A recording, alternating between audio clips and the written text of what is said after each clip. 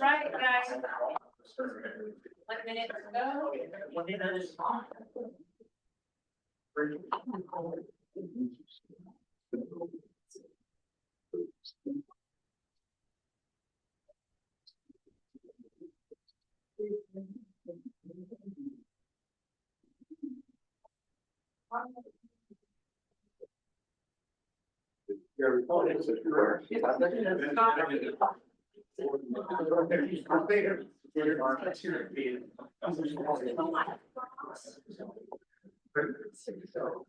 I know.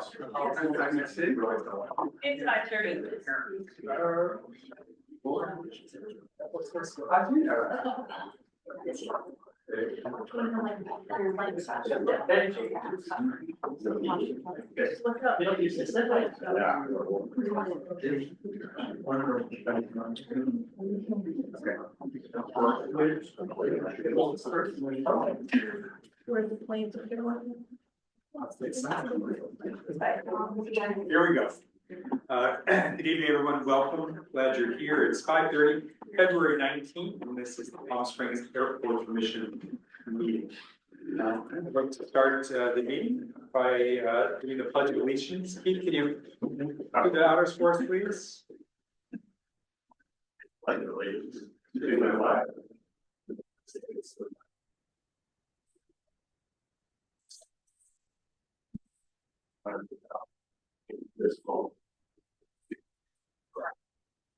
Thank you.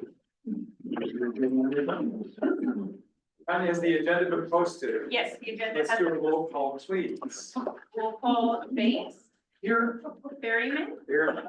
Burke. Here. Caldwell. Here. Corcoran. Here. Delgado. Delgado. Evansteiner. Here. Feldman. Feldman, not sure if he accepted the, David's on Zoom. he is on Zoom, but it's saying declined to be panelist, so I'm not sure if he's gonna participate, but he's on Zoom. Okay. Bong. Bong. Hedrick. Here. Keel. Here. Martin. Here. McDermott. Here. Park. Here. Sam Laska. Here. Boss. Present. Wise. Present. Wiseman is absent. Young. Here. We have a quorum. Great. Tell Commissioner Feltman he needs to accept when you promote to the panelist. So tell him that and then. David, you do need to accept when you're promoted to panelist. Okay, there you go. It looks like There you it's go. good to go. So let's show David is present via Zoom. Now I'm here. Now I accept as a panelist. Sorry. Didn't know about that. Thank you. Thank you. We're going to welcome officially Commissioner Voss in a couple minutes, so stay tuned, but well, we're glad you're here. Thank you. All right.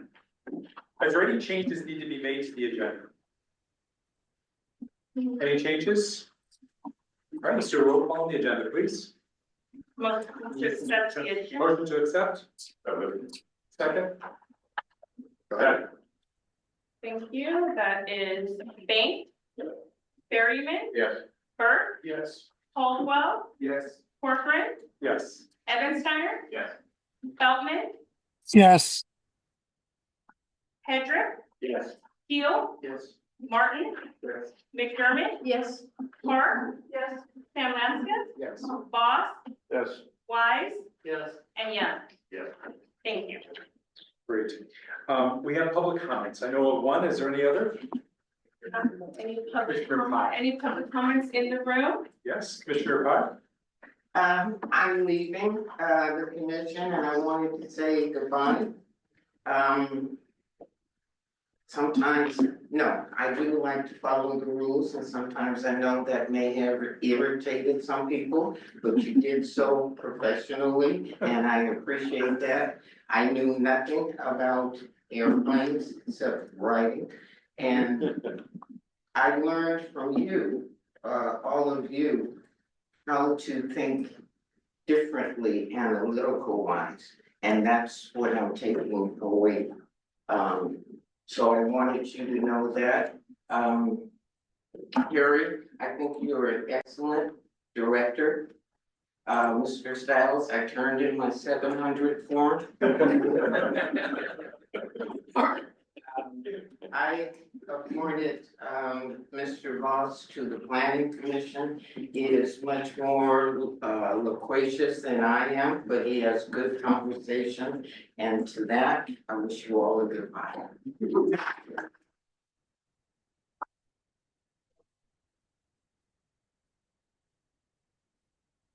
Big shoes to fill.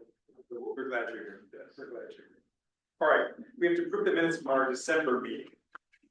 Can I have a motion to approve? Moved. Second? Second. Take a roll. Banks, Yes. Berryman, Yes. Burke, Yes. Caldwell, Yes. Corcoran, Yes. Evansteiner, Yes. Feltman. Feltman. David, are you on Zoom? May abstain, I'm not sure he was at that. Your mic, you might, wanna unmute that, you can hear me, David Feltman? And then Hedrick, Yes. Keel, Yes. Martin, Yes. McDermott, Yes. Park, Sam Lanska, Yes. Boss, Oh, yes. Wise, Yes. and yes. Feldman's not muted. And yes, I unmuted myself. A little trouble with the Zoom unmute, sorry. Oh. Feldman, yes? Thank you. Yes, yes. We have two introductions to make tonight for the commission. Harry, I'll let you do the first. Well, she's not in the room yet, so we'll go ahead and introduce the second. All right. Jan just was gracious in her farewell. We appreciate all the service that she's given us, but she also was strategic in inviting her to join us representing Desert Hot Springs. So on behalf of the commission, City of Palm Springs, welcome. Thank you. And give us 2 minutes background of who you are. Well, I actually at one time worked for the city of Palm Springs, so I know where the tunnels and the stories and probably I know the history of every building in downtown and how, when I was here for 10 years from 96 to 06 and then moved up to Oxnard and came back. I've been in Desert Hot Springs resident for 12 years. I was chairman of the planning commission during the big growth of cannabis, took a couple years off, got back on. Just about every year I was on there, I was chairman of the commission over there. Somehow somebody talked me into running for city council this last year, and we won 48% of the vote, here I am. So District 4 is that I represent. So welcome to me, thank you to you guys, I really look forward, I fly out of here probably about a dozen plus times a year, and I love it. And when the opportunity came, I was like, how cool is that to be on a commission where I fly out of it? And do that. Economic development is like my big issue. So this kind of all ties into all that big stuff too. Well, it's a great time to join the commission. We're happy It to hear. really is, it really is. Thank you for that. Well, Harry, you'll tell me when Tricia shows up. I will. Okay, good. All right, we're gonna start our discussion items, 8A. A review of the coveted Brown Act. Jeremy. First Jeremy. Jeremy Cole. Oh, there he is. Yep. So we're going to be having a more in-depth training a little bit later on in the year once new commissioners are seated. But Harry asked me just to provide a brief reminder about the more important provisions of the Brown Act. So we'll just get through and I'll try to keep this brief and let's get through it. So just a bit of background information about the Brown Act. So in the early 1950s, San Francisco Chronicle reporter Mike Harris spent some weeks looking into the way local agencies conducted meetings.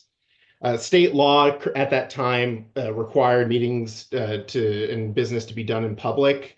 But Mr. Harris discovered that secret meetings were really common, and he wrote a 10-part series in the Chronicle outlining some of these issues. Out of the series came a lot of public backlash and the decision to push for new open meeting laws. Assemblymember Ralph M. Brown, who the act is named after, was the one that carried the legislation forward. And the Brown Act has been in place for decades at this point. It served as the model for a lot of other open meetings laws, especially in the state. There's a similar provisions basically for special districts as well, so for your water districts and everything like that. So who does the Brown Act apply to? Well, it applies to local agencies, their legislative bodies, the meetings that they conduct, and the persons elected to legislative bodies, even prior to assuming office. For the purposes of the Brown Act, the local agency, the definition is pretty straightforward. It's your cities, your counties, your school districts, your water districts, any sort of special district, municipal corporation, and any board, commissioner, agency created by these public government entities. In terms of the legislative body, it's the governing body, your city council, the county board of supervisors. Again, it could be a board, commission, committee created by the formal action of the governing body, so your airport commission, and in certain limited circumstances, private organizations, but that doesn't come up too often.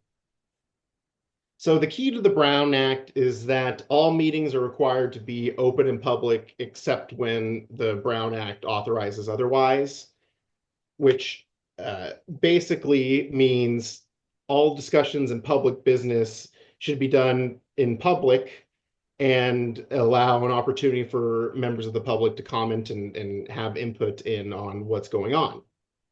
So one of the main parts of the Brown Act is focused in on what counts as a meeting and what's not a meeting.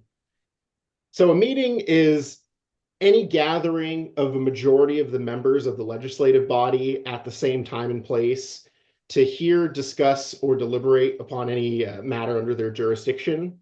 So, anytime you guys get a quorum together to talk about airport issues at Palm Springs, that would be a meeting. So unlike, it's not necessarily the most intuitive thing, but you don't need to actually have to take an action. There's no motions necessary. The only thing that can trigger a meeting are just conversations between the members of this legislative body about issues that are within the legislative body's jurisdiction. So it could be pretty easy to trigger the Brown Act based on, casual conversation. A little bit less so with a board that's as large as the Airport Commission. But for city council, if you have 5-member city council, just 3 council members talking together can trigger a meeting under the Brown Act.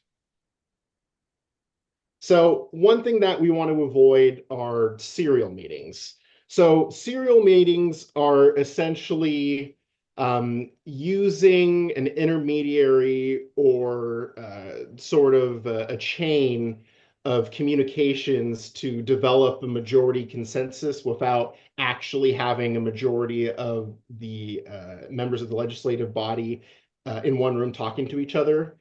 And that's expressly prohibited under the Brown Act, and I have a couple of examples right here. So the way that serial meetings can usually happen, so personal meetings by telephone, and what's most common happens is by email, replying all to an email with the entire board listed on it. That's why a lot of the times the best practices are to BCC communications that go to the entire legislative body. And, written correspondence, the use of intermediaries like I talked about, and then also social media. So social media has some specialized rules. Engaging in your discussion section, like your comments, meetings under the Brown Act don't necessarily have to be physical meetings. Like if you get, on Facebook and your members of your legislative body are chatting all in the same comment thread, that can trigger a meeting under the Brown Act. Even giving an emoji, so give a thumbs up on another communication made by another legislative body member can also trigger the Brown Act. So it's really important to be very careful when you're on social media and try to keep yourselves a bit siloed. You can respond to members of the public, but try to avoid a conversation that involves multiple commission members, or even with for some of you back in your member cities as well. So for social media in particular, there's been a specific law that was passed fairly recently. AB 992, kind of clarifies what social media participation is allowed for your legislative body members. So, public officials can, communicate with their constituents on social media platforms, to answer questions, to provide information and that sort of thing. It makes sense in terms from a public access perspective that your public officials are able to actually talk to their constituents on social media. But these types of communications are only allowed as long as the majority of the members of the legislative body do not use any social media platform to discuss among themselves any official business. And discuss among themselves is actually defined in the statute that includes making posts, commenting, and even using emojis to express reactions to other posts. And one important thing about AB 992 to remember is that there's actually a specific language in that legislation that prohibits legislative body members from commenting on another communication made by another legislative body member. So it's a really serious and it's a really easy thing to lose track of with regards to social media. Currently, AB 992 is set to sunset at the end of this year. Haven't necessarily seen anything on whether or not it's going to be extended. So if it's not extended, then this will go back to the regular Brown Act rules, which is just a majority of the legislative body can't communicate together instead of the more stringent approach under this bill. So serial meetings. So, essentially it's just a series of communications between a less than a quorum of the legislative body, but when taken as a whole ends up involving a majority of the legislative body. And there has to be some sort of concurrence. So, advancing an understanding of the issue, leading to some sort of agreement or compromise among the legislative body members, or, making a final decision on an issue. And there's generally two types of serial meetings. So there's the chain serial meeting, which, member A speaks to member B about an issue. Member B then speaks to member C about that particular issue as well. And then everyone kind of forms an opinion on it. So it can go down the line. Maybe member C talks to member D, and eventually you have a majority of the board has made a decision outside of a public meeting. And then there's also the hub and spoke model. So in this example is that there's an intermediary. So, they act as the central hub for the legislative body. So, the intermediary relays the information and discussions between the different legislative body members. And in that process, a decision is made or some sort of consensus is reached on an issue. There are some exceptions for serial meetings. So, there's an explicit exception for one-on-one communications between staff and members of the legislative body. But you got to be careful with that because that doesn't mean, the back and forth and sharing of views between the different members. So if you want to have a one-on-one conversation with staff about a particular matter, that's completely fine. We just got to be careful to not be involving staff and eventually, this one issue gets talked about with a majority of the legislative body members while not at a public meeting and at an agendized public meeting. And then the Brown Act also specifically allows for communications to call or schedule a special meeting. That makes sense. A special meeting, has their 24 hours notice requirements with the Brown Act, and it's can occur at any time, essentially. So it makes sense to allow for communications regarding just scheduling a special meeting. So for email tips, refrain from replying all in emails if you see that there's a bunch of other commissioners listed. Be sure to not, take a position or make some sort of commitment or comment on a particular issue. If you're going to be sending out emails, you can ask for just basic information. So for instance, if someone received public input, you can ask to receive that comment and then, but, not make any sort of judgment or comment on that in that email chain. And just in general, be very careful with email, usually for communications between staff and the airport commission. When it involves the entire airport commission, everyone is BCC'd to kind of avoid this issue, but it's just something to watch out for.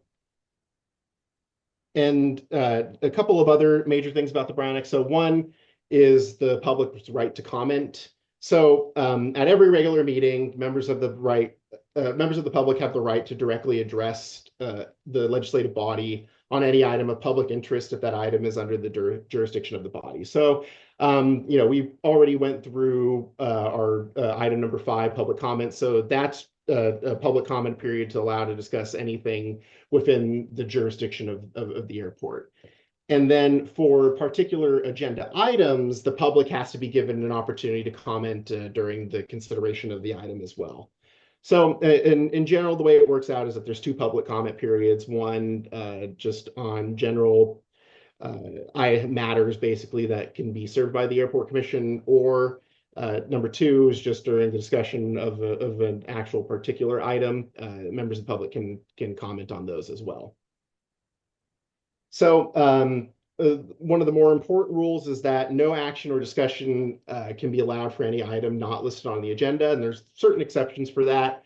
Questions to staff for clarification of matters based upon public comments, particular / directing staff to look into matters. Brief announcements and reports on members or staff's own activities. So that's usually your executive director report, your commissioner's request and report to that item. Providing references or information to staff, and asking staff to report back at a future meeting on any matter. So, basically the thorough line there is that you can ask for some updates and direct staff to look into something and come back at a meeting, and we can discuss it when it's been properly agendized. Teleconferencing, this is the last one. So you could use teleconferencing for any meeting of the legislative body. During COVID, these rules were relaxed quite heavily, but now we're back in the original Brown Act scheme, and there's been a couple of other laws, but for the purposes of the Airport Commission, the City Council has elected to not allow uses of some of the newer laws for the Brown Act, the teleconferencing exceptions. But just a couple of things to note here for teleconferencing. One, all votes have to be by roll call. Your agendas have to be posted at all the teleconference locations, and the locations have to be identified on the agenda, so the address. Most importantly, the teleconference locations have to be accessible to the public, and the public has to be able to participate at the meeting from those locations. And then finally, at least a quorum must be within the boundaries of the local agency. So basically, you can't have a list of, let's say we have a list of like 12 people want a teleconference, but then you're only going to have less than a quorum actually within the city of Palm Springs, basically.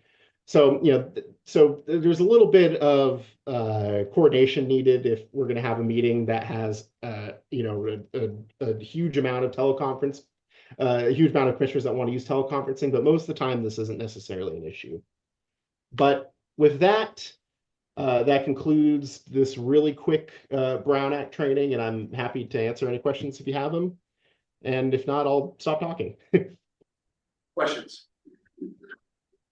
Those of you who remember some of the discussions we had around the public presentations around the airport plans, there was a whole issue around there are a handful of us who are allowed to attend. This has to do with the Brown Act. Well, I think you just answered my question. I was wondering if this was somehow serving as a biennial training, which, given its brevity, didn't make sense, or we didn't have the issues that prompted the need for a refresher. Yeah, and so this one was just a really brief overview, and there will be a longer training that's going to happen in a few months. So once we get to after July 1st, when potentially have new airport commissioner members that are seated, then we'll do a little bit of a more formal training and go into a little bit more detail here. Jeremy, that law that you said is expiring, does that include the biennial training requirement, or is that separate? I believe that's separate, yeah. Jeremy, if one of us decides to zoom in on this, the address where we're located has to be revealed. Question. Does that apply to city council people as well, electeds? Or are the rules different for electeds than they would be for commissioners?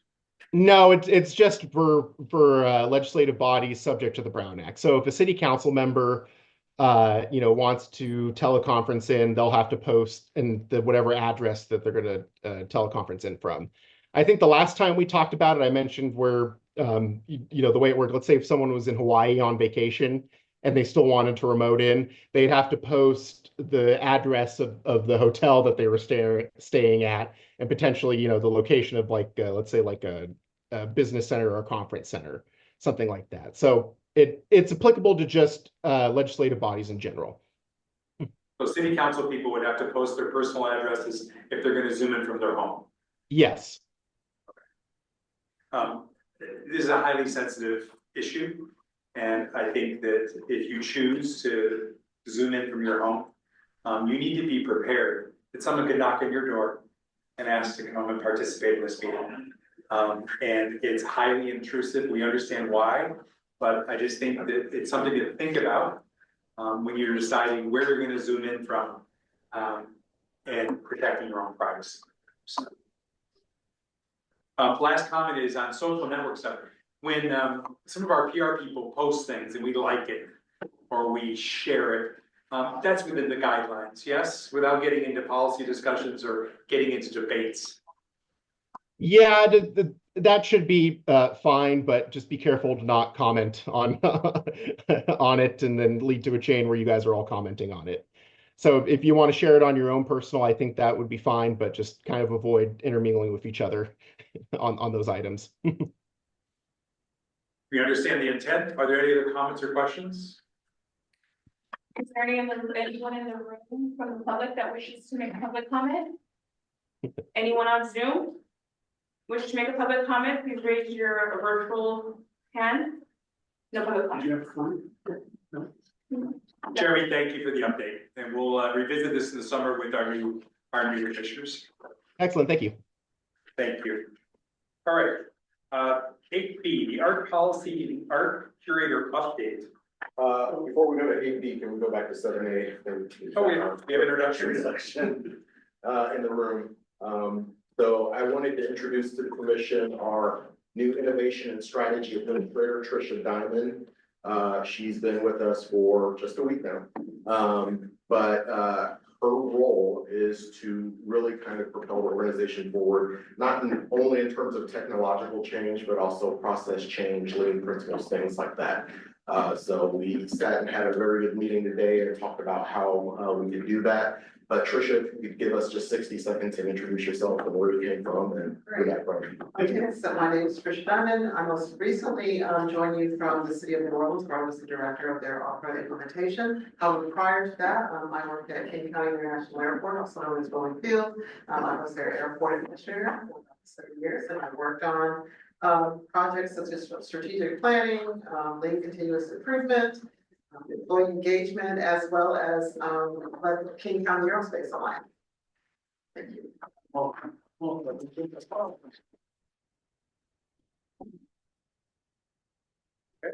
right. Welcome aboard. Glad you're with us. All right. Christina, do you want to take the lead or do you want me to do a little color commentary on this? I'll take the lead over here if you like. I'm behind you, Kevin. Go. Thank you, Commissioner Corcoran and commissioners. Tonight we have before you the art program policy and the art curator update. On December 18th, the Airport Commission voted to recommend to the City Council the adoption of the airport art program policy.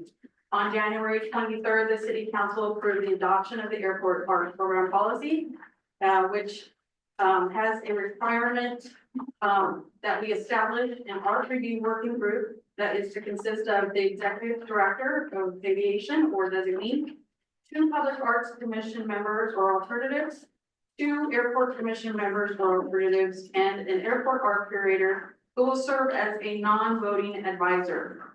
The art review working group will establish a selection process and criteria for art installations and will address the term, maintenance, and conservation and community engagement interests for the airport art program. Myself and Airport Administration Manager Victoria Carpenter have been working with Chairman Corcoran to coordinate the formation of the art review working group. In regard to the recruitment of a contracted art curator, I have submitted the scope of work that was reviewed by the commission and the city council to the city's procurement department for an RFP to be publicly bid. And the contract is expected to be awarded by the city council in July 2025. Once the contract with the art curator is approved and fully executed, staff can proceed with scheduling the initial art review working group meeting. Any questions? Did I do you proud? You did good. Any comments or questions? This is a big deal. We have been advocating the opportunity for more art in our airport for about 2 or 3 years. The fact that City Council supported us, we have our own curator, and also people representing the public, and then 2 of you to be part of this whole thing is a big deal. And obviously Harry's part of this as well. We'll move quickly to find a curator. Several people have raised their hands, so they think that this is also a unique space that they would love to advise and consult with us and have this position. So between now and July, we hope to find the right person who can run this. Also between now and then, if you have a personal interest in this, if you'd like to be one of the 2 commissioners, please reach out to me and we'll have a chat about that. And then we'll also figure out the process for the other 2 positions that are coming to the public. We're really thrilled to do this, and we're thrilled to have the support of City Council on this as well. So thank you, Christina. You're very welcome. And thank you, Victoria. You worked hard on this, and more details to come. Any other questions or questions from public about this? Anyone on Zoom wish to make a public comment, please raise your virtual hand. No public comment. All right, good. All right, 8C, the TNC rate increase. We're going to Lowell and Victoria on this. Victoria. Well, I actually am just going to turn it over to Lowell.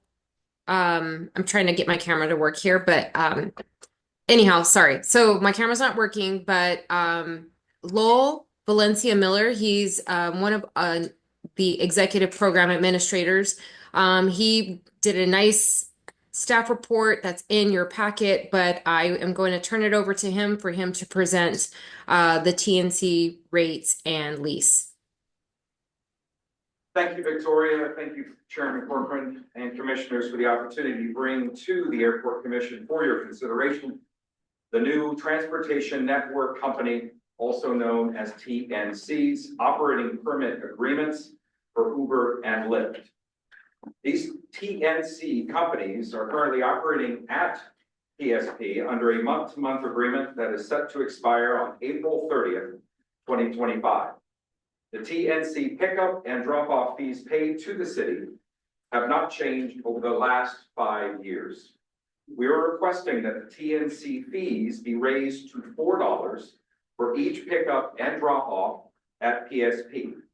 The staff report in your packet includes a comparison of other airports, as well as an analysis of the shift in modes of transportation. Also included is an analysis of the declining public parking fees collected at the airport. Victoria and I spoke with representatives of both Uber and Lyft earlier today about the new agreements and the proposed rate increase. Uber's representative indicated that he did not see an objection to the increase. Lyft's representative indicated that $4 is the national average and called it, quote, fair, unquote. The one item that both representatives communicated with us was that in return for the higher fees, they would like to see what amenities might be extended to TNC drivers at Palm Springs International Airport.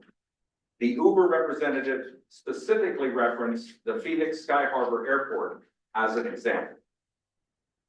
This concludes my brief introduction of the TNC agreements for Uber and Lyft and the proposed rate increase of $4 for pickup and drop-off. We are happy to answer any questions that you might have at this time. What's the amenity of Phoenix that were mentioned? Use of bathrooms.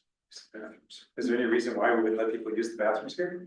Or is there, they have to park to go in to use the bathrooms? They would have to park to do it.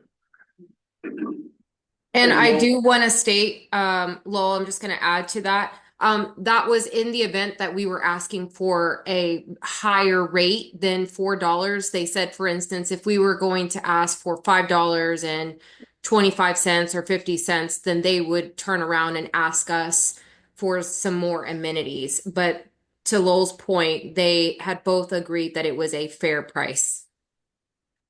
Lowell, just for clarification, this only impacts Uber and Lyft, not taxi cabs, and they remain at $3.25. That is correct. And the taxi cabs have a bathroom facility, is that correct?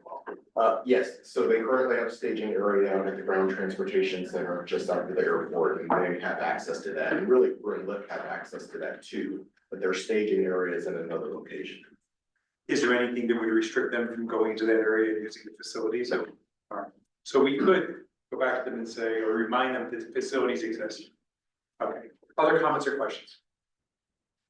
Is this going to continue to be a month-to-month agreement, or is it for a longer duration?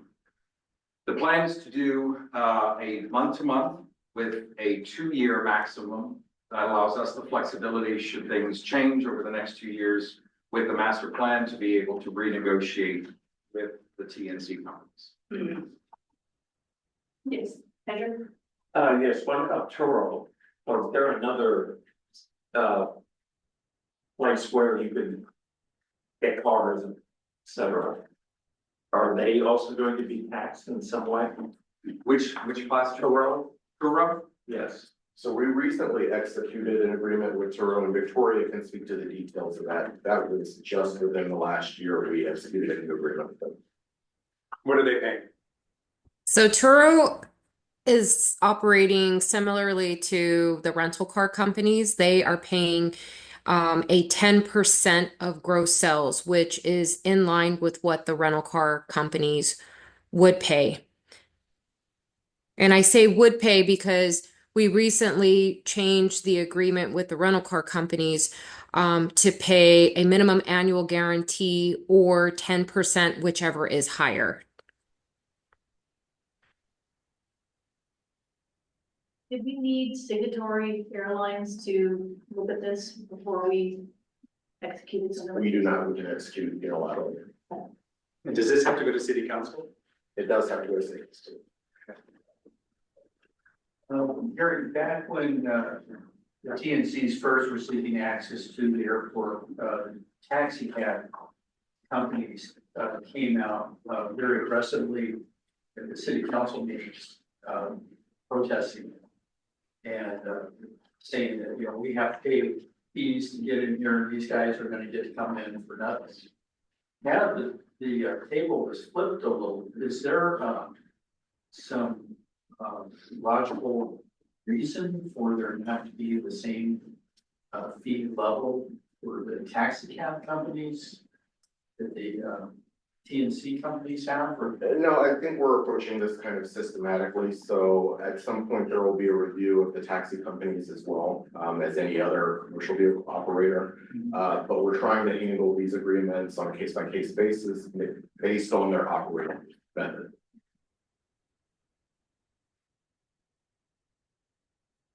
No further comments? Can I have a motion? I'll make a motion to approve $4 for drop off and pick up as described in the memo.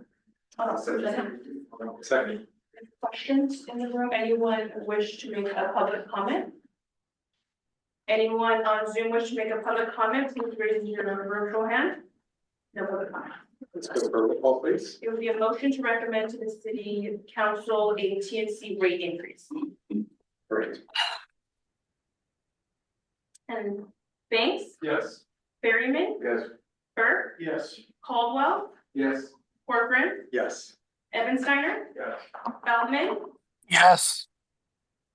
Hendrick, Yes. Keel, Yes. Martin, Yes. McDermott, Yes. Park, yes, Famansky, Yes. Moss, Wise, Yes. and Young. Yes. Thank you. Motion passes. It goes off to city council. Thanks for the prep on this, Victoria and team. Thank you. Appreciate that. All right, projects and capital and airport capital improvement program. This is a huge topic. We're going to listen from staff in terms of what the the array of capital programs are, what their priorities are, and then have a discussion about it. Harry, you driving this? Yeah, I'll start and then I'll turn it over to Harmon, but we wanted to provide some context and background. The last 2 years, what we've done in December, around the December timeframe, was have a strategic meeting with the commission about our future plans, the plans for the next year or two, as well as what we were looking at in terms of the budget. We didn't do that in 2024, primarily because we had the strategic planning visioning session in August. And so we didn't get around to going through the capital program and going through some of our budgeting needs. We did have a couple of requests for projects, capital projects to be done at the airport.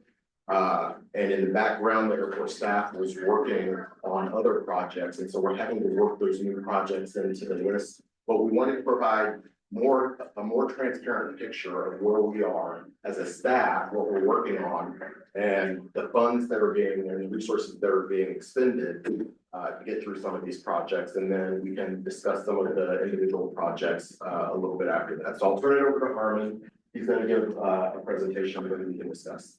Thank you, Harry, Mr. Chairperson and respected commissioners. My name is Harmon Singh. I'm the project manager here at the airport. In the next 7 slides, we'll go over all the capital projects for FY25 to FY27. So I'm going to share my screen.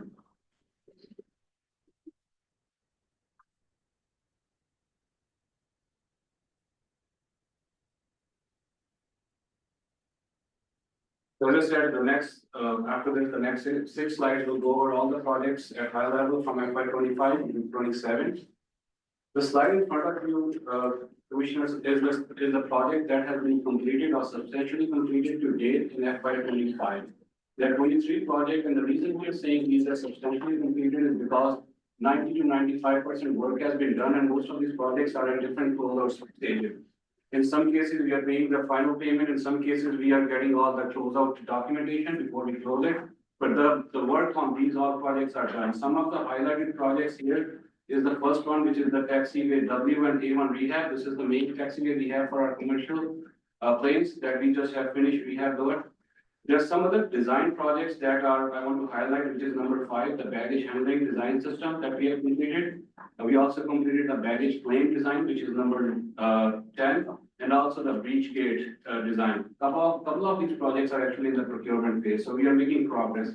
Most of these substantially completed projects are actually the early design phases of this project. Some of them are the feasibility analysis or the project definition report. So very, very early stages of the project that would be executed in coming years or months. This slide in front of you is actually the list of authorized projects which are in progress for the fiscal year 25. Some of the highlighted project is the number 2, which we are currently working on, which is Agua Caliente activation at our regional concourse. Also, we are working with our engineering department at the city for the hangar out for repair, which has damaged due to Hurricane Katrina. Oh, sorry, Hillary. My bad. And also one of the for the passenger, ease and convenience. Number 4 is the outdoor Wi-Fi installation that we are working. And we are working on, and also another project that we are working is the redo the whole conference room that we are here. It's the upgrade this room for the next phase of communication for remote and in person. So this is the list of programs, projects that are programmed for fiscal year 26. There are 15 projects. The first 10 that you see in red are where staff feels that these are more priority projects because of the cash flow or the dependency on these projects to the other projects, and also because of some of the grant obligations that we have. If you see the column, first is of course the project name. The second and third column is the funds. And at the bottom, you see the total of the funds. The third column is where we use our FAA funds, such as airport improvement programs or zero emission ZEP program. We also use TSA funding for some of these programs, and also customer facility charges or Measure J. These programs, projects, as I said, is priority based on how staff yielded, and from 11 to 15 are other projects which we are programming to execute. Also, these programs are prioritized for the master plan also, that we know that, if these are not planned timely, it can make some, like a domino effect or some kind of effect on the master plan too. So these are the projects which are being programmed for fiscal year FY 26. This next slide, that is the funding for FY 27. We are projected 8 projects. The first 4 projects are actually the more critical one. The first one is the baggage handling system. This is a multi-year program. As we have seen, we just completed design, we are in procurement. But because of the footprints and the totality of the project, we are expecting it to go to the next 2 years or 2 fiscal years. Also, we are recommending the temporary FIS, which is the Federal Inspection Service, construction of the facility, and also our runway, the main runway, which is 31L design and environmental part of it. We are projecting to complete the early analysis this year and in FY 26. And also, we are recommending that, for the escalator project to be programmed in FY 27. This big list of projects is all the projects that we need to execute, which we have, which are upcoming and which is the need for the airport. The total amount, $123 million, is very early estimate right now that staff has. As we will be starting programming these projects into the next years and everything, we will have little more numbers, but out of these 30 projects, 123 million is very early estimate that we have to do these projects. And my last slide is a recommendation that the staff feels that the escalator replacement at the Bono terminal should be programmed for fiscal year 27. And some of the reason is the cash flow also impact on other safety and regulatory projects and also dependency on other projects. And with this, we'll be happy to answer any question you have. So Armin, right quick, before we get into discussion, can you scroll back to the fiscal year 26 slide? Sure. So one thing I wanted to highlight to the whole commission is this is a pretty aggressive project schedule for the airport, very, very aggressive. And in terms of the ability to do these projects, we think we can achieve most of them, at least 1 through 10. But in terms of the ability to fund the projects, that can be challenging. So that $16 million number, we would actually like to see that closer to 8 or 9 million year over year. And so we have to make some hard choices about what projects. There's also a phasing element to this. There's certain work, Carmen mentioned that there are interdependencies between projects. Certain projects need to go before we can execute subsequent projects. And there's also the operational phasing as well, in that we can't shut down certain parts of the airport during our peak season and things like that. So when we're talking about when to do projects, how to execute projects, what projects need to go, that's kind of the whole picture of what the airport's decision-making is behind those decisions and what we outlined in this slide. So with that, I know we were tasked with going back and doing some research on the escalators.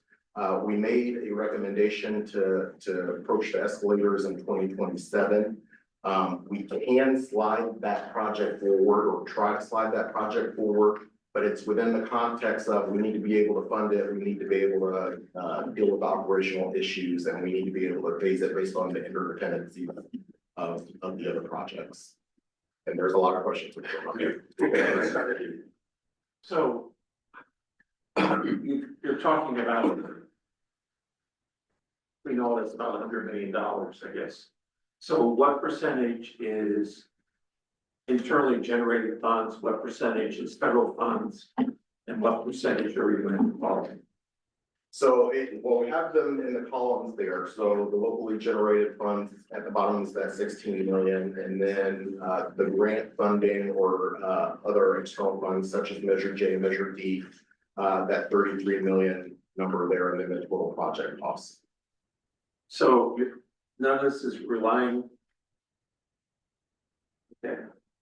And right now, funds are being eliminated. Projects are being defunded left and right at the federal level for various reasons. Yes. What is the plan B? That is an interesting question. We're actually working through the plan B with Frasca, our consultant now. So to your point, a lot of our major capital improvement projects are dependent on federal funding. What we're particularly concerned is with the discretionary funding. So we receive entitlement funding year over year, and that's about $5.2 million year over year. We also received a certain allocation of the BIL funding, the bipartisan infrastructure funding. And that is also, right now at least, considered protected. There's a future discussion to be had in Congress about whether that's going to go through a budget reconciliation process and we'll use those funds in the future. But right now they're protected. It's the discretionary funding, the money that we have to compete for, that is most at risk right now. And we, along with all 3,300 other airports in the national airspace system, as well as the trade organizations, are lobbying Congress to protect that money as well. Right now, there's no plan B. So our plan B would be to reduce the scale and scope of these projects, come up with other funding sources, adjust rates to make up that difference. I'm assuming we're not looking at this asynchronously, we're looking at opportunities to create the economies of scale area. I mean, you're talking about 16 million to 9. I'm looking at, again, I'm not a construction person, but as I'm looking at the big boulder items that you're trying to address here, are there opportunities for us to kind of look at, okay, we have needs to purchase X, Y, Z for this project. There's some overlapping opportunities here. Yes. As we look at supply chain, all of those things, you could probably front load some of these costs. Yeah, that speaks to the interdependencies that Harmon had mentioned. What we try to do as we're planning out these projects is we try and look at what impacts it'll have across the facility, and where we can create some synergies, we build in those synergies in the process. So that's already baked in here? That's already baked in. So we haven't had a chance to really cut beyond the 16. Correct. Got it, okay. Okay.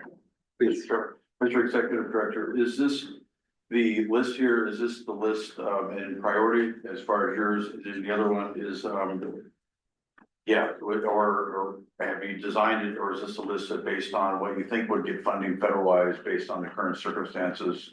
Or is there any science to that? A combination of all of the above. So there are certain items on there that are definitely priority, not only for the airport, but are in the interest of the airlines and the federal agencies as well. So the baggage handling system is extremely high priority for all three. So like the red would probably be your, okay, Yeah. very good, thank you. Will we be re-exploring the public-private partnerships? They had such a good presentation, and I know there were a lot of issues to kind of unpack there, but I was curious if we'd gone down that path and further. We have not done any further work, but that's still on the table. We would like to do some additional education, not only with the staff and with the commission, but also with the councils. Please. I remember conversations about replacement of the 2 elevators besides the escalator. Is that now just a maintenance issue versus a replacement issue? It's up there. Yeah, the elevators? Yeah, it's already procured, we're just, and then Jacob will talk about it, but essentially, we're just waiting for the parts and pieces to come in, and then we'll install it probably this summer, when the season dies now. Other comments, please. All of these projects, is the intention to go through a formal RFP process, or are we looking for contract vehicles or anything that, other means for procurement for these being looked at? The majority of them will have to go through some type of RFP process. We are able to use cooperatives, so where we can try and leverage those just to speed up the process. But the majority will have to go through some kind of request for proposal or information for bid or something like that. Also, one thing that I didn't highlight, but I know Victoria is going to step in a second and highlight, is that the majority of these projects, anything over $1 million has to be approved by the airlines. So we haven't had the discussion with the airlines yet about what projects they are willing to take on under their rate base. That discussion is going to happen in mid-March. So a lot of these projects, they're going to go through with a red tooth or red pen and say, no, we don't want to support this right now. PSP, you need to find another way to fund it.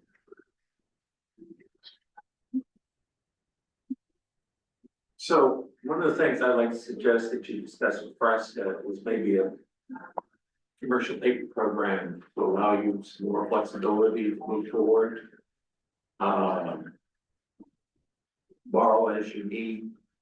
Because I know to do a lot of this stuff, you've got to show that you have your funding in place before you can do the bid. And the CP program will allow you to do that. And I'm sure there are banks that be willing to back it up and take the risk.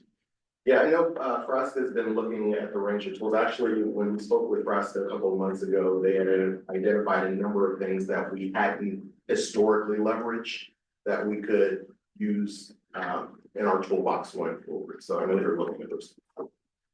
Thank you. The comments? Does it strike anybody when you look at the list that a lot of items that have direct impact on the customer service, on the customer experience, don't make the cut? I mean, the bathrooms, the electric, the power, the electric power, other things like that. I mean, I look at $10 million to buy the land, you know, that may have a timing issue to it, but still, do we need to do that now? Or could we really improve the bathrooms in the FIS and do things that have a greater impact, or not greater, but of equal impact to the customer experience? And so much of this is design, and I guess that's just where we are in these projects. But from a customer experience point of view, you know, what are people really gonna feel? We don't get the baggage handling construction done until 27, escalators 27. Restrooms, you know, $5 million, but that's 27. Does anybody else have a sense that, you know, is that a filter that we need to consider in prioritizing some of these things? There's a lot of this stuff, but I understand, you know, we have to do the runways, I get that. But what's happening to the ideas that are really gonna make a difference in terms of the experience? Well, that's where a CP program could help them move some of these programs forward and give them funding to do it. I mean, yes, it's a little bit, we'll build it and we can figure out where the money will come later. But anything we build today is gonna be less expensive than 2 years from now, 3 years from now.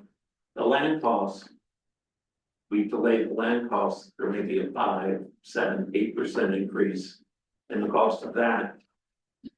Because it's become more valuable because of its location and they know that we're desperate for it. So that's why I suggested talking to Fresca about the CP program. Other airports have used that or that have been in this situation. True, they've been larger, but it's a good tool to be able to move expeditiously, particularly when a lot of your stuff is in the planning station. Just want to explain to the commissioners, you have a lot of experience in this area, just what that means, the CP program. So a commercial paper program is like a credit card. You have a $20 million authorization. You've got a bank that's willing to back it up and guarantee principal and interest. You pay a fee for that, about anywhere from 0.5% to 1%, depending on security. And it's sort of like a credit card. You need $2 million to pay for this. You call up your commercial paper dealer, JP Morgan, Merrill Lynch, whoever. They issue $2 million in commercial paper. It's rolled over and rolled over. Commercial paper has a length of 270 days max. But it's constantly rolled over. When you have the money, you pay it down. When you need more money, you just increase the amount, but you've got a cap, like on your Citibank credit card of 10, 20 million, whatever size program that you've set up. And it will allow, I mean, a lot of this stuff, you're gonna have to go through an RFP process and pre-funding. And this way you can say to the vendor, I mean, in the RFP process, we have that $2 million.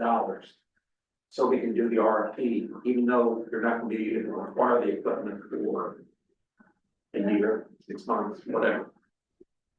And it give the airport a lot of flexibility, with their acquisition program and possibly speed it up. Yeah, now I want to add a couple of things to this conversation unrelated to the funding piece, so. The first is when we're looking at these projects and we're filtering. There are a number of regulatory considerations we have to consider with regard to safety and capacity. So that's typically why you see those projects higher on the list. Is because either a TSA regulation or a FAA regulation says you have to address this at the. So you'll see those higher, which is kind of why some of the customer experience projects are taking a little bit of a backseat. The second thing is, this is in the context of our next 2 years budget.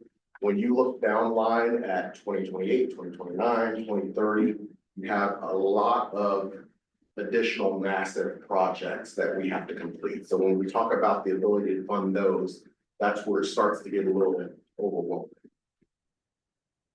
Mr. Chairman, I'd just like to say that it seems clear to me that staff has identified the red items as their recommendation. And it seems like they've done a really great job of analyzing the situation. And I think anything that staff is going to do here at this very old airport is going to improve the customer experience. I think it's arbitrary to list it as customer experience or not. It's all going to be helpful. And as the staff has explained, they're setting the stage for making sure that they're spending the money in the most efficient way, doing it in a way that each project builds on itself on the others. I would support staff's recommendations. I would find it helpful what we were talking about, Harry, is, some of these are regulatory, some are safety, right? Is there a way to identify those for us that may not understand exactly which ones we're talking about? Because, that's higher ranking, right? Those are the things that there's a timeline that has to happen by. It would be good to know that, so we know where they need to fall in our budget, right? Sure. And then when we talk about, customer related issues, it would be good to know where those are. And obviously, as the budget allows and access to capital is available to us, we can rank and decide how to play those out as well. But it certainly would help me to understand those that are, required from a regulatory or a safety perspective, if there's a timeline that's required for that. Sure. Yeah, we're going to. Specific to customer experience, I believe that most passengers love this airport. They do. And 2027 is Outdoor Ways. Is it possible to buy time by using social media and talk about and put it out? Here's some of the things we're doing specific to customer experience, and just put it out there and give people some anticipation, even without doing it right now, because we can. But give them a feeling of, oh, hey, new restrooms are coming here. Any one of these customer experience things to just buy us time by conversing with the public. I think a certain level of that is happening. So Daniel does a little bit of that in social media. And we do communicate that to stakeholders throughout talking to the community. I wouldn't want to get too ahead of our skis on that, just because you have to be careful. Yeah, you gotta be careful. Yeah. But to your point, Harry, we are in process. I'm gonna cover that in my update from the marketing committee meeting. It's happening, so, well, it's a great question, and it's something that the team has been working on. So Harry, on the main terminal flooring replacement that we went to city council on, based on the new analysis, that now gets pushed to 27? Right now, that's being pushed to 27, subject to a discussion with the airlines. And we'll see where they are on that. That actually, because that project initially was identified as a Measure J project, and now we're switching it to an airport revenue project, that's a whole other discussion we need to have about how we're gonna fund that. Why did we make that switch? From Measure J to- That's like 3 months of history ago. No, it wasn't. It was like 2 months ago. It was a couple months ago, but I can't remember why. Wait, can you remind me the question? What was the question? 2 months ago, didn't we send to city council using Wait, Measure J? for which project? The Flooring project? Say it again, for which one? The flooring project. The flooring project. Okay, thank you. Hold on, let me think for a second. We didn't make it whole, because we knew that the flooring project was gonna cost more than what we originally allocated in Measure J, which was the 400,000. Right. We know Terrazzo is a lot more than 400,000 now. It's estimated to be somewhere around $4 to $5 million to completely renovate the whole main terminal of Terrazzo. So there's not enough funds that we've allocated from Measure J, and we've decided to keep the 1 million for the shade instead of do that to flooring. So we still would need to finish the other 3 million, 4 million plus to be able to make sure that the flooring would be completely Measure J. So the Measure J money, it's not going to the floors, it's going to the shade structures. Well, there is still the 400,000 that is allocated to floors. Yeah. But you still have the shade project, which is, we're getting, that's going forward with Gensler to look at it. To look at, you know, the historical piece, and that will come back to the commission at some point, but the 400,000, unless you increase the Measure J money, then we would have to, like Harry's saying. So that was the bad budget, right? This is bad budget. Well, we originally thought that we were just gonna replace the center terminal carpet, and then we kind of changed that to terrazzo later. We did, that was not what we had originally planned. Do we have a priority of where all those discussions about Measure J money? Do we now have new priorities of where that's going? I think we probably need to re-engage on that discussion. Yeah, we have not tinkered with Measure J because we had kind of gone around a couple of times about it, and we decided to leave it where it is for now. And focus on the projects that are funded under airport revenues and grants. So I just make the point, we have spent a lot of time going through Measure J allocations, this whole commission, right? And all of a sudden, it's off to 27. And so the question is, you know, with all the effort and the discussion around how those funds are deployed, when do we come back and get more clarification around these decisions? I get it's a bad budget for $4 million, I get that. But how many Measure J discussions have we had? When we said it's shade structures and then all of a sudden nothing happens. And then it's gonna be the floors and then it doesn't happen. I mean, it took us 2 years to get the water fountains done, 10 water fountains. So I just wanna know, like, is there any recommendations that come out of this group that we stick with? And I understand if it's a bad budget, I get this particular issue, but come on. I mean, a lot of effort has gone in, and us going to city council and getting their buy-in on this stuff, and all of a sudden, it doesn't happen. So. Well, so I just want to clarify, we're still pursuing those Measure J projects. So we're still having the shade structure design, we're still looking into that, and we have designed the terrazzo flooring. The challenge is making up the budget on those now. I can't just pull money out of airport revenue, because as you can see, the project list is pretty hefty to execute those projects. But I still think we need to know what's happening with Measure J money. And if stuff has been $400,000 allotted to a project that won't be fully funded until 27, is there something else we can do, like the bathrooms? I mean, that was also under consideration, you know, and we see this design timeline for designing the bathrooms. Some of our commissioners have said, how long does that take? So, you know, if we have Measure J money that's not been deployed, how do we bring this back to the commission to say, is there other ways we can use this money that will have the impact on customer experience? You know, it's $1 million to replace the escalators. Now that's 27. Well, maybe that's Measure J money that we can use. So that's the thing. It's the rules keep changing here. And I just think it's fair to the commission to be very clear that you've made the decision that it's 400,000, it's at $4 million. So that money now is going where? And after we've spent the time and we've gone to city council with these recommendations to change it and then not have any other discussion on it, I just think we gotta be involved. Well, we haven't changed anything. So the allocation, what the commission decided last meeting, that's what we're sticking with right now. And I can speak on that because gratefully, the meeting minutes in our packet tonight indicate what happened at the last meeting. So on the December 18th meeting. So the last action was a motion to recommend to proceed with the design of the shade structure project, to present the project to the Palm Springs Historic Site Preservation Board and the Planning Commission for approval, and then allocate the remaining Measure J and Measure D funds to the FIF's infrastructure project. What year is that, Victoria? That's gonna be in 27. 7.5 million, right? But also number 2 and 27. The design costs, I think, are in 26, so it would help fund the design costs and potential construction. That's number 4. Yeah, number 4. Number 4, designed for $750,000.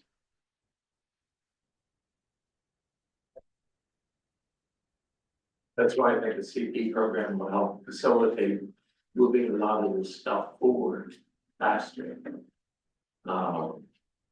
And to give area administration much more flexibility.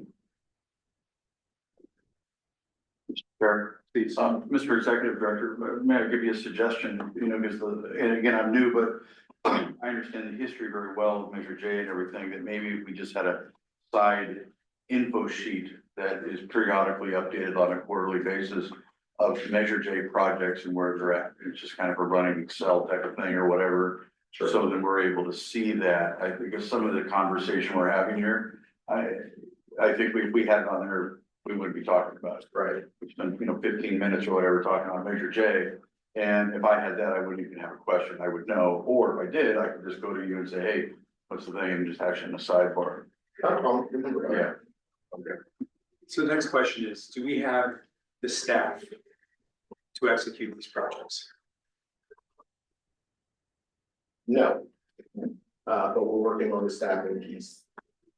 Do we need to do a reallocation of our staffing needs to have more confidence that these can be executed in the time that we're saying? I think, yeah, between the city manager and I, we've been working on that. We've identified priorities for the next fiscal year, just in terms of staffing, and we're getting through that. So with our staff, with the oncoming staff from this year, the new staffing that we're requesting and the consultant support that we already have and will be having, I think we'll be okay to execute these projects. Other comments? So what are you looking for from us tonight? We just needed a little bit of feedback on, primarily if you all wanted to move the escalators forward in the program. Which of the projects in numbers 11 through 15 moves down and out to another year? Question, what did the escalators tell us? I heard that there was problems, there's clicking, there may be safety issues. There are no safety issues. There is a noise issue, a very bad noise issue, and Jacob is actually in the room and we just got new information today, he can update you on the information. I actually had a meeting today with Tony Escalators and one of their design engineers. Regarding the replacement of these escalators. And we actually had a rather enlightening meeting with him due to the design of the escalated wells and approach into the Bono. It actually very much complicates the replacement of those escalators at a full scale that we would really prefer. The escalators are based on a much older and kind of outmoded version. The 1.5 million that we have slated for replacement would actually be very much akin to the sort of hybridization that has already happened in the past. A full true replacement of those escalators will involve significant design work and reconstruction of parts of the photo concourse and parts of the courtyard to support different trusses. That will severely impact operations and would massively increase the cost of the project. Far beyond $5 million, probably somewhere between $3 and $4 million. There were good reasons for that. We don't want to hear much technical nonsense, but happy to answer your questions.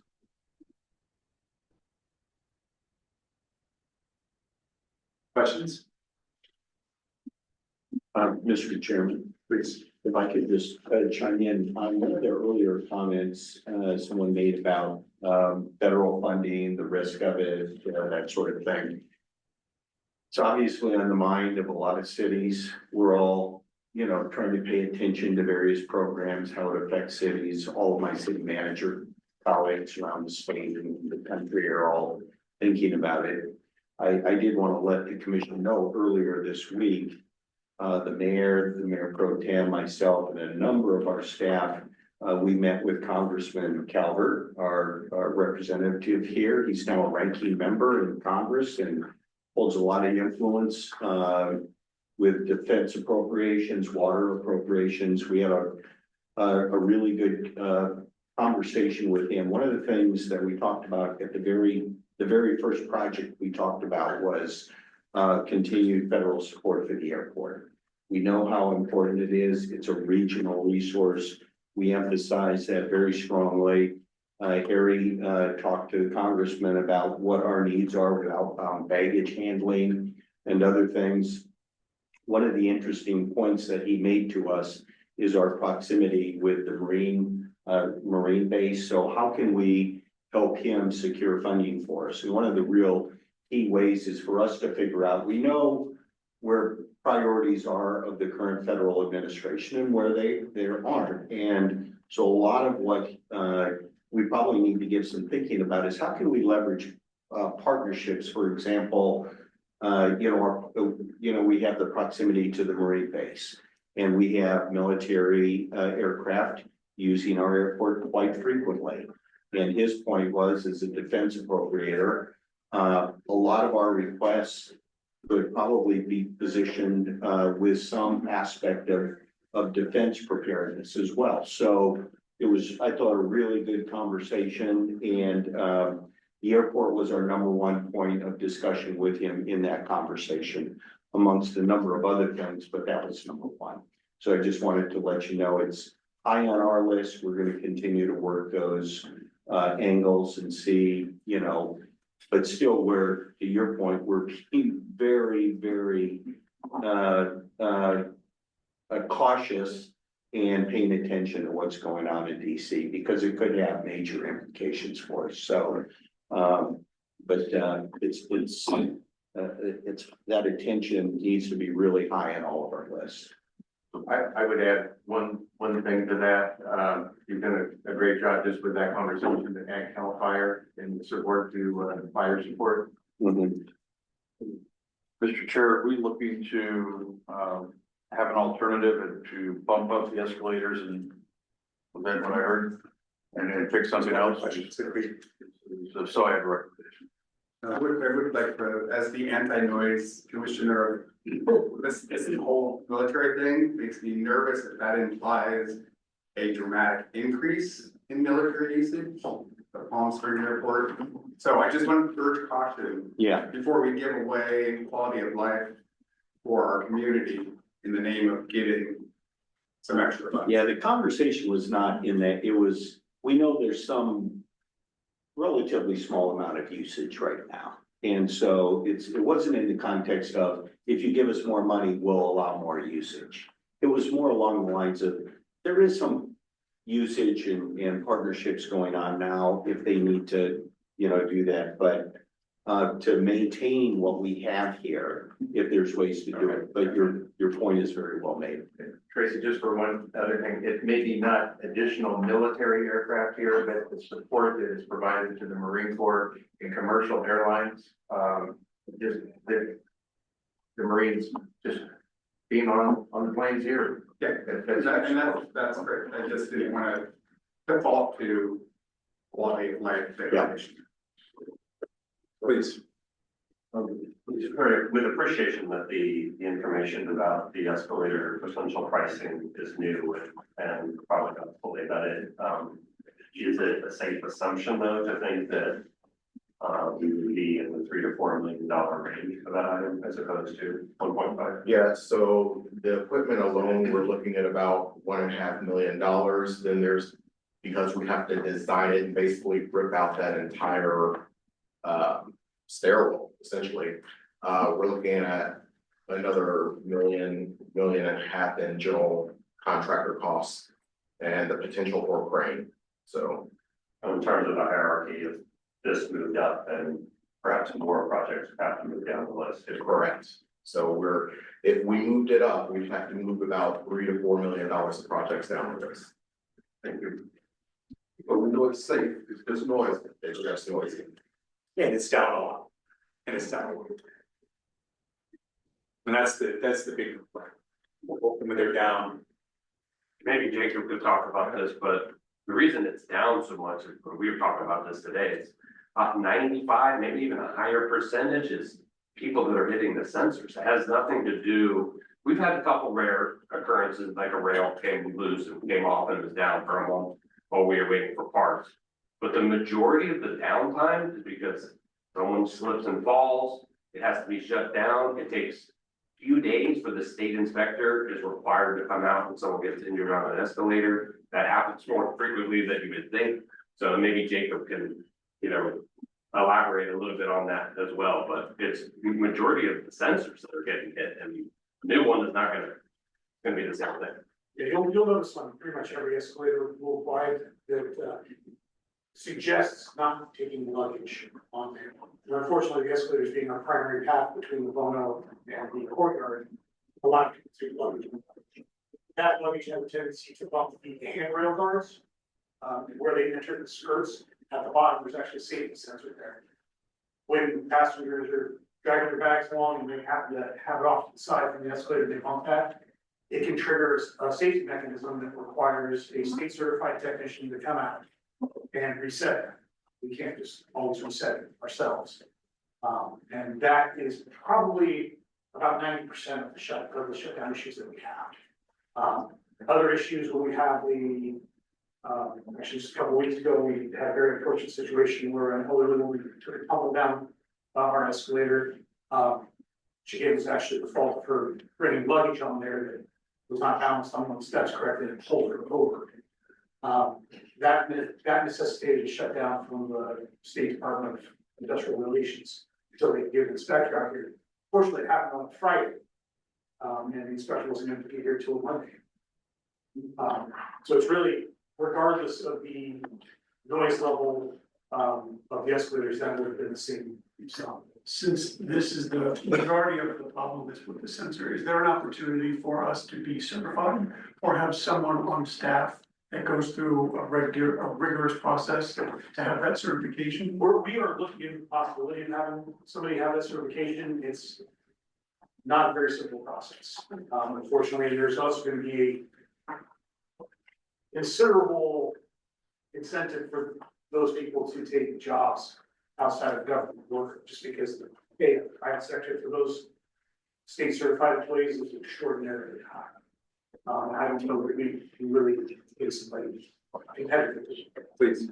Is there a volunteer station nearby where somebody can keep an eye on it and we can talk to people, the ambassadors or something like that to incorporate that?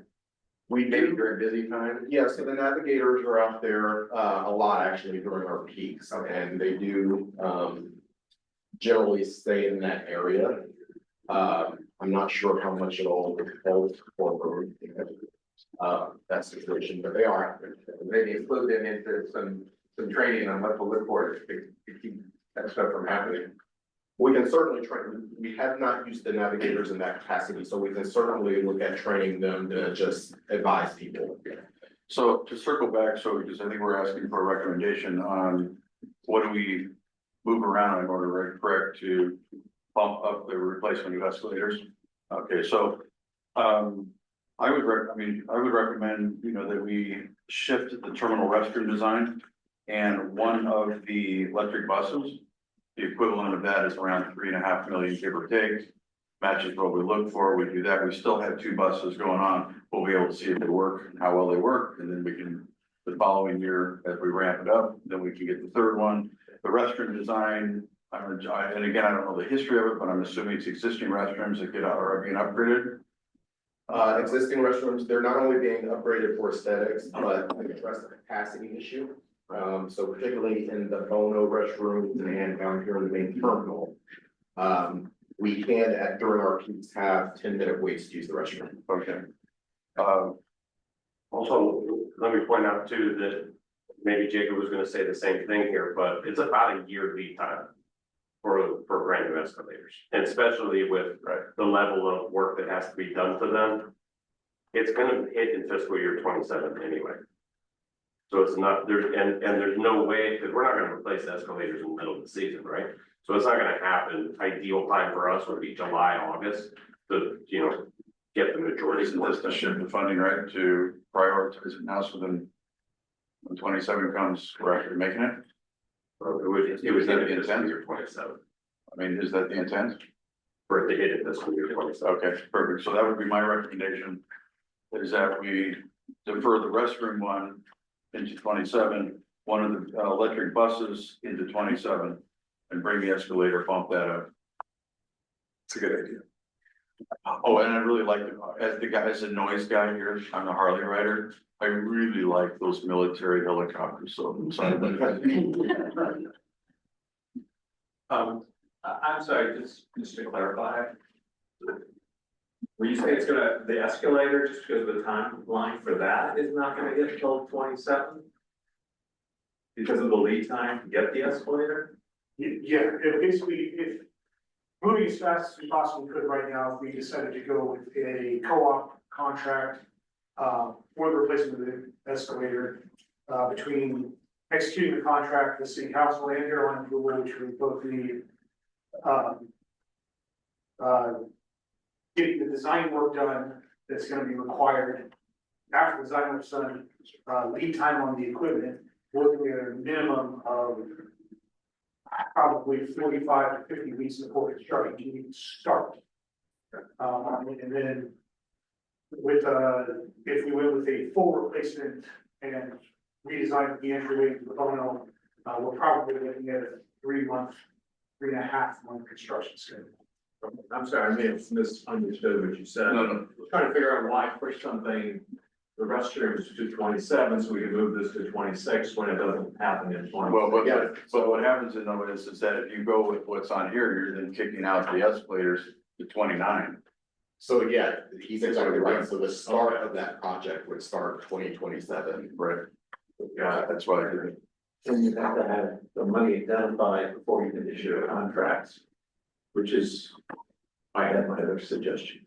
Final comments. I thought I heard that even with the new set of escalators, we're gonna have the same sensor kickoff problem. Yeah. So, what are we getting by spending $4.5 million to replace our existing escalators without having the same problem? I mean, that doesn't make sense to me to spend that much money to have the same problem. Yeah, but there are escalators, I mean, like in Amsterdam, there is a separate chute that you put your bags on that go up to the top as you're running up to the top. So there are designs that would mitigate that problem. Is that within a $4.5 million budget? That's probably. Probably would be a somewhat increase in price for that to the one. What we would get with the redesign would be a much more substantial escalator that would be more durable in our climate and with the outdoor environmental issues that we have here, long sand, things like that, heat. Is that part of the $1.5 million budget, or is that part of the $4.5 million budget? That would be mostly part of the $4 million budget. There's some, would be some considerations on the $1.5 million version for that, but it wouldn't be full scale. So it's other things that we could consider on that one would be possibly making the escalators themselves wider, which would more easily facilitate luggage going up and down. Not that I recommend that again, but it may help reduce people bumping facilities. And then you're also dealing with volume control, right? I mean, we're increasing our flights and what have you, so you get the numbers increasing. You've already got regular mechanical breakdowns, wear and tear and what have you.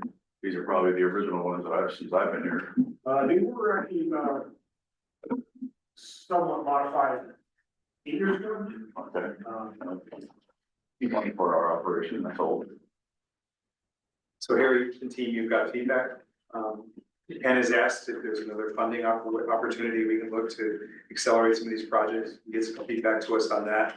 I would also add that to ask, we have an update on Measure J allotments, so we know once again where that money is going and what is left. And if there's some of these projects that could be funded by Measure J, maybe we could accelerate those. So I'd ask that we do this. And is it reasonable to say like that we get an update on this quarterly, just to see how the priorities are changing and if they're changing? Yeah, so we can do that. In fact, Harmon and I spoke about that last week. We'll update. Right, and we have asked City Council and Scott to support the funding for headcount, so that we can address the issue of who's going to do all this work. And so you have our support if there's anything else we can do to do that and to speed up hiring at HR and also headcount, so we get this done. Just to build on Margaret's point, I get it. The stuff that has to be done has to be done. I just want to see us move faster. We'll move fast as the government allows. You need a motion on that? Any public comments? No. Okay. Public comments on Zoom? Thanks for the effort and for the work on this, appreciate it. All right, marketing and business development. Stan. Okay, all right, well, first of all, thank you. I'll keep this fairly brief and top line. Thank you for those who were able to attend our second meeting. Really appreciate that. We covered a lot of topics. I'd say some of the key takeaways that are worth sharing with the group. Our capital improvement projects microsite, building on what you had asked about, is in progress. And that is going to give us the opportunity to basically showcase all the work that the team is doing and add that extra layer of transparency that we talked about with what we're doing here at the airport. So flypsp.com/progress is where that's going to live. It'll probably go live, I think, in the next month-ish or so. Don't hold me to that, but I know they're in process on that. And they also went ahead and purchased, Daniel and team, the progresspsp.com URL, just to kind of hedge our bets so that nobody kind of take that over and have fun with it at our expense. So those are the capital improvement projects microsite update on that. The second piece that we talked about is the Cactus to Clouds imagery. Again, that showcases local attractions, recurring events. I know it was a conversation point for us with Parodies. They explored converting those TV monitors into sports, but determined that that wasn't feasible. So we've gone back to the original plan, which is basically to catch the attention of those who are waiting for their trip and redirect them to book their next vacation. So within those imagery pieces, we're also going to include kind of redirect campaigns, sending them back, and encouraging them to book their next flights directly on our website. Again, that threads the needle with additional intel for us and the team as we can go to the airlines and make the case for expanded service, coverage, et cetera. Customer feedback. This is our fourth quarter of gathering that data. So it's nice that we now have a full year of information from the public as a way of benchmarking how we're doing. Obviously, we can't compare year over year because this is our first year of doing it, but the positives are Q4 over Q3. We basically, improved our positive comments. We also improved, we had more negative comments, but the good news is those are being addressed through some of our capital improvement projects right now. And some of the easy ones where we're talking about folks at some of the negative comments were relating to our curbside personnel.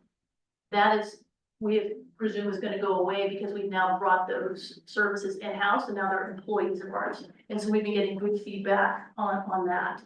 And finally, on a fun and lighter note, we had the 12 days of holiday giveaway with Frontier. Again, that threads the needle with what we're doing there and encourages people to kind of keep an eye out for all of the opportunities to travel through Frontier. was a nice partnership between Frontier and Visit Greater Palm Springs. We were one of 12 airports that were selected out of about 100 cities that Frontier services nationwide. So what was nice is we got a lot of visibility. I mean, tens of thousands of participants and people now have eyes on our airport. So that was a real boost. And, you know, the grand prize included round trip tickets on Frontier, free hotel stay, tram tickets, restaurant, you name it. So thank you to Visit Greater Palm Springs for helping to pull that together as well. And I know there is more to come. The team is working on some additional programs to drive more opportunities for us during the summer months. Thanks, Sam. Any questions? Thank you. Thanks to the marketing group. Appreciate your help on this. Anybody on Zoom? Anybody here? Public comments? No public comments, nobody on Zoom. All right, good. Victoria. Hi there, good evening, commissioners. I have put the financial summary ending January 31st, 2025 in the agenda packet. If you have any questions, please let me know. Questions on the finance package? Anyone from the public wish to make a comment? No. All right, good. Thank you, Victoria. Appreciate your help in the package. Airport Commission start time. Did you want me to run this as we discuss this discussion? Are you okay? Sure. All right. So City Council is giving us flexibility about when we have our meetings. Little history. We used to have them at 8 o'clock in the morning. Benefit is before your day starts, we all come together. We usually add it at 9:30. Then for a while, we went to 11:30 prior to lunch, thinking that the lunch hour gave commissioners more flexibility to get here and to have it done midday and then be out of here by 1 o'clock. And then when COVID hit, everything else shifted to 5:30, what we have now. So we have the opportunity to change our meeting times. And instead of having a long debate, what we thought we would do is just get people's kind of straw reaction, you know, to the 3 different times that we've had in the past to see if there's some sort of feeling about where people would want to do this. So let me just ask you, who would be favorable to move it to 8 o'clock in the morning, first thing? All right, 11:30 lunch. I don't want to. All right. Leave it at 5:30. All right, I'm open either way. May I add a comment to that? Please. You changed it to, did you say 8:30 in the morning? 8 o'clock we did. 8 o'clock? Around 9 o'clock, after people at their end up, they're gonna have other obligations. They're gonna be leaving. Right now, we're here at 5:30. We're gonna be here till we're finished. So I think if you have it in the morning, 8 o'clock, we have other commitments. We're gonna be tipping out, so to speak. It's always an issue. You're absolutely right. Comments? Well, as I frequently do, I share a staff perspective that maybe staff is reticent to share on their own. And I'm aware that the administrative staff at the airport is still on a 4-10 schedule. So when you consider a 10-hour day with a lunch in between and a commute for some of these folks, maybe up to an hour each way, it gets to be really long days.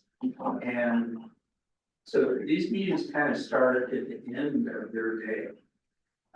So there is somewhat of a fairness issue for them to have it some of the time. Now, I raised my hand at 8 o'clock, whatever, 11:30, just because it wasn't 5:30, because I think it's, for staff, it's a tough time. You know, they're worn down from the day. But also recognize if it's during the day, it's harder from a different point of view, because that's when they're most needed too. So. Eric, you want to comment on that? He's right. It's a long day. But I think for the staff, we'll be here no matter what the commission decides. So is it possible to shift the 5:30 up just a little bit so it doesn't make such a long day? Is that a possibility? It's a possibility. We could start early. Yeah, I think that. Do you think? For me, 8 a.m. on Wednesdays is a non-starter. I have standing meetings with my tribal council at 9, so I would be here for an hour and then have to leave. Would 5 work for you?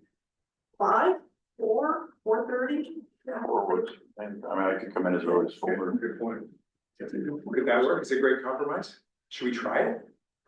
Why don't we, all right, let me just propose, we'll try it for 4, and then we'll check back in and just see how that works for everybody else. Staff, you okay with that? All right. Do we have to vote on this? Yes, we do have to take a motion for that. Motion to move it to 4 o'clock. We do need any questions Oh, from any the questions? public? Do you guys have a problem? Just curious. So what's your end time? Normal day? I'm constantly working, so I'll turn it back to 6. Seven. Is that your normal? I think 4 p.m. works. Okay. I got it. Okay. All right, let's have a proposal. Okay, so it is a motion to change airport commission start time to 4 p.m. then. Do we have a? So moved. Second, thank you. Let's take a roll call. We'll call Banks, Yes. Berryman. Yes. Burt, Yes. Caldwell, Yes. Corcoran, Yes. Evansteiner, Yes. Beltman. Beltman, are you on? No.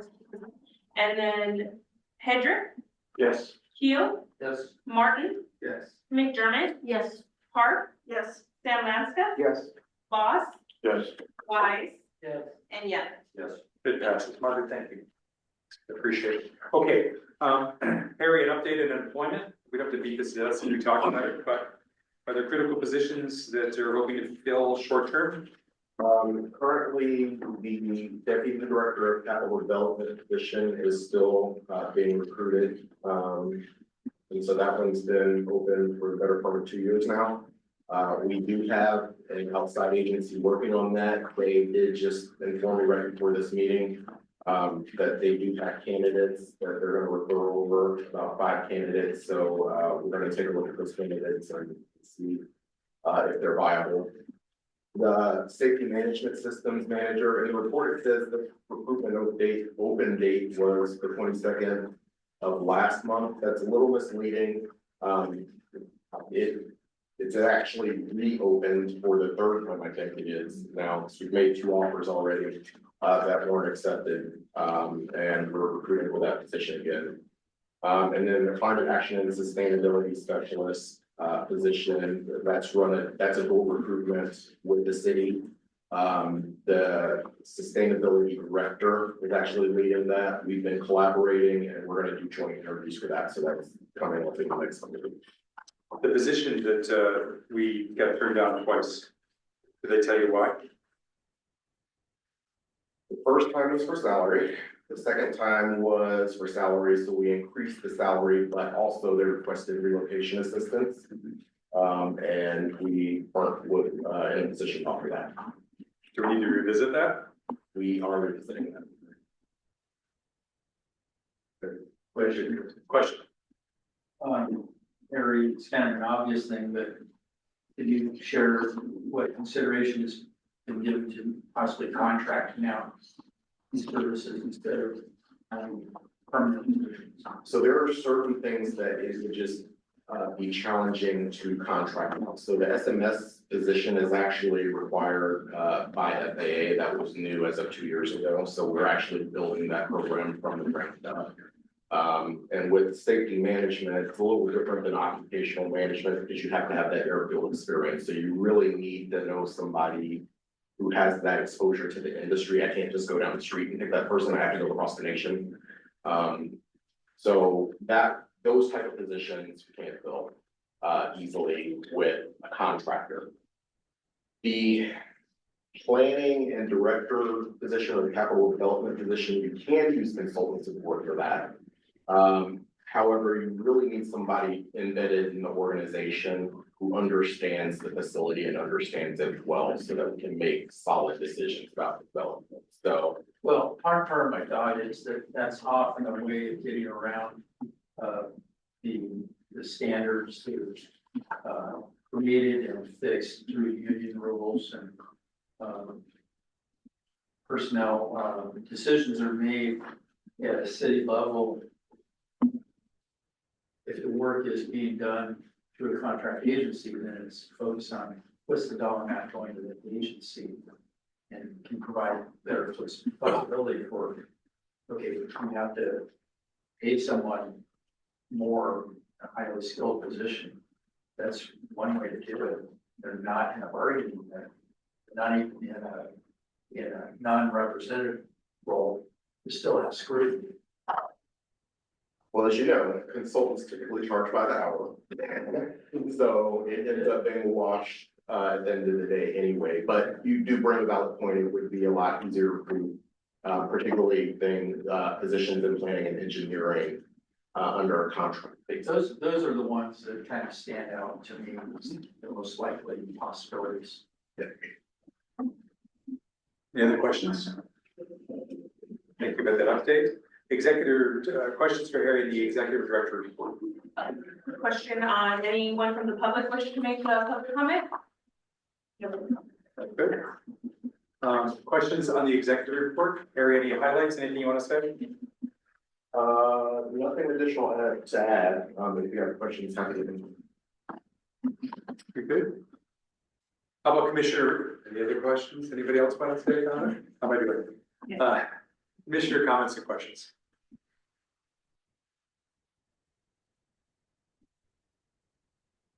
Anything else? Going once, going twice? I just got one comment. I think as a commission, just building on the capital discussion for a second. We are committed and we're passionate about seeing progress and making things happen. And if tonight we were a little impatient, especially me, it's because, we have such great momentum here. The feedback on concessions continues to be positive. You're getting that feedback, Sanders, whatever. We just want to see things happen. And so if some of our comments come across as critical, it really is that we're trying to keep this momentum going. What we've accomplished in the last couple of years has been great. We're getting a lot of great feedback. We just want to see the ball keep moving forward. And to the extent that we're all very clear about the priorities, and we can explain it to our constituents about what are the next steps, I think Sandy can help, we're doing on that website and stuff. Don't misunderstand our impatience with criticism here. We just want to maintain, keep this ball moving forward. And the extent that you can keep us educated and that we understand when priorities change, what's changed and why, so that we can represent, I think that's what we're really interested in. So on behalf of the commission, thanks for all the effort you put in, not only to that effort, but also the agenda tonight. And commissioners, thank you so much. Welcome aboard. We're glad you're with us. Thank you. And we'll see you in our hall in a month. Yeah, 4 o'clock, right? 4 o'clock. 4 o'clock. Okay.